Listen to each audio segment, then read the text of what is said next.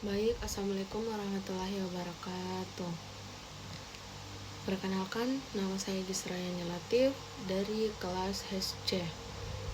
NIM 110000123092.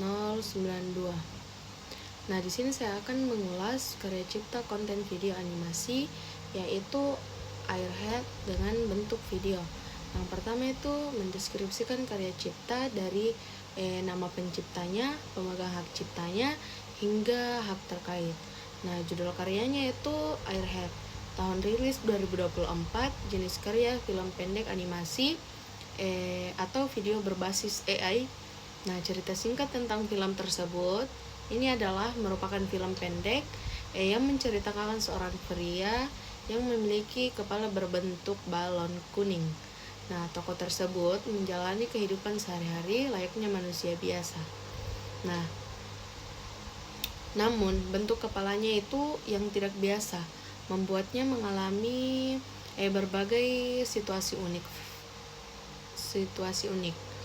Nah, film ini menggunakan visual bergaya sinematik yang sebagian besar dihasilkan melalui teknologi AI tersebut menarik perhatian dunia karena menjadi salah satu contoh penggunaan AI generatif dalam pembuatan film animasi modern.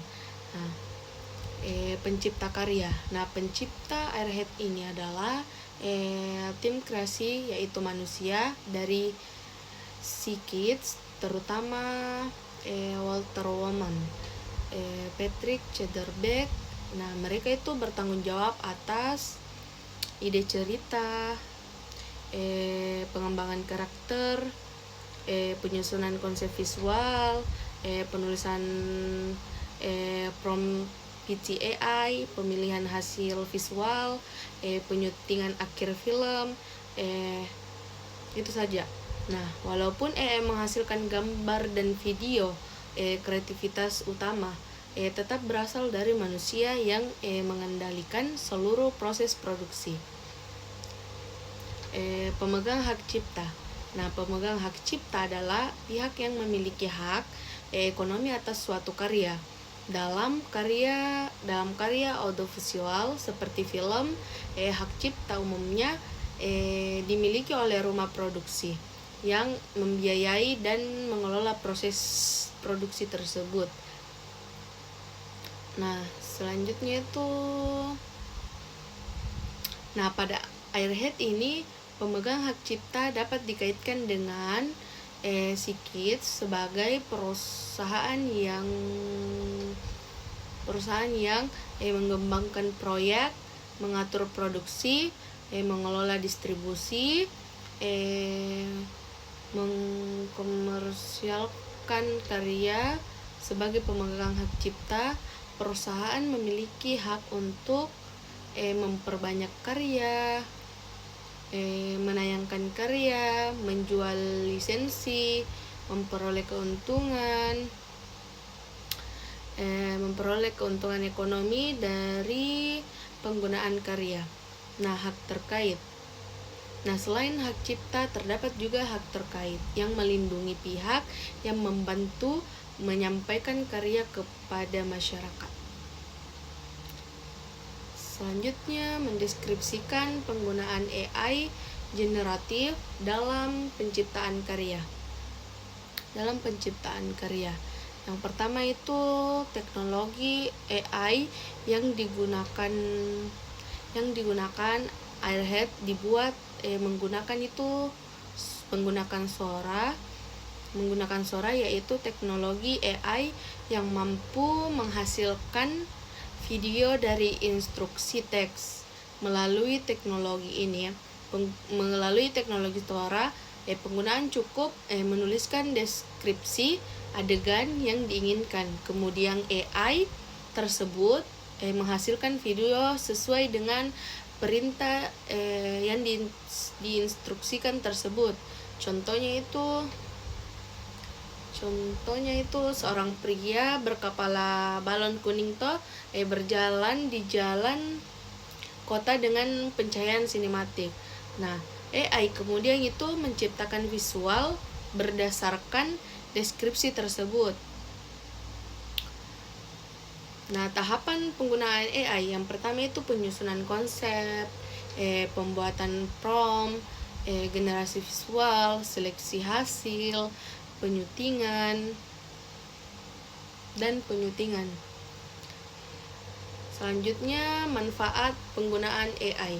Nah, penggunaan AI dalam Airhead memberikan berbagai keuntungan, antara lain itu efisiensi waktu. Nah, selanjutnya mendeskripsikan perlindungan karya dalam sudut pandang undang-undang hak cipta. Yang pertama itu dasar hukum. Nah, di Indonesia itu hak cipta diatur dalam Undang-Undang Nomor 28 tahun 2014 tentang hak cipta. Nah, undang-undang ini melindungi berbagai jenis ciptaan termasuk karya sinematografi dan animasi. Selanjutnya, status AI dalam hukum hak cipta. Menurut Undang-Undang Hak Cipta Indonesia, pencipta adalah seseorang atau beberapa orang yang menghasilkan suatu ciptaan atau karya berdasarkan kemampuan pikirannya, imajinasi, keterampilan, atau keahlian tersebut. Nah, definisi tersebut menunjukkan bahwa pencipta itu harus merupakan manusia. Nah, AI tidak memenuhi syarat sebagai pencipta karena dia bukan manusia. Selanjutnya, karena dia bukan manusia itu karena tidak memiliki kepribadian hukum, tidak memiliki hak dan kewajiban hukum, tidak dapat bertanggung jawab secara hukum. Dengan demikian, AI tidak dapat menjadi pemegang hak cipta. Nah, selanjutnya perlindungan terhadap Airhead. Nah, Airhead itu tetap dapat memperoleh perlindungan hak cipta karena terdapat keterlibatan manusia yang signifikan dalam proses penciptaannya. Kontribusi manusia tersebut dilihat dalam penyusunan ide, pengembangan cerita, pembuatan prompt PT, seleksi hasil AI, penyuntingan karya.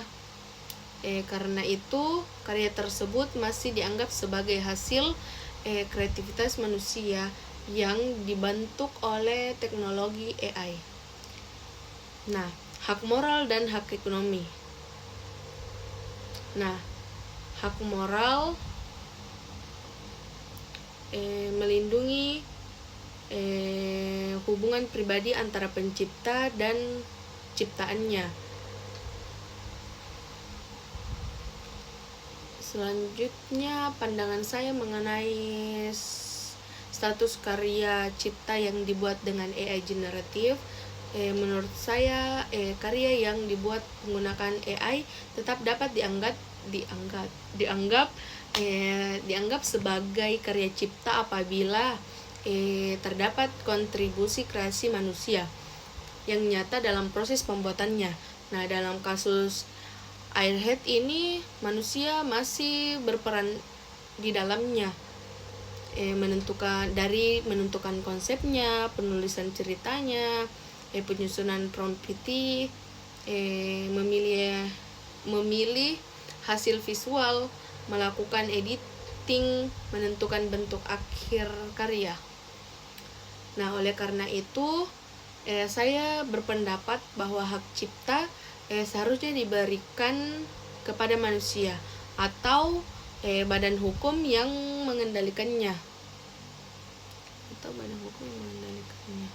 Nah, proses kreatif tersebut AI sebaiknya dipandang sebagai alat bantu, sama seperti kamera bagi fotografer atau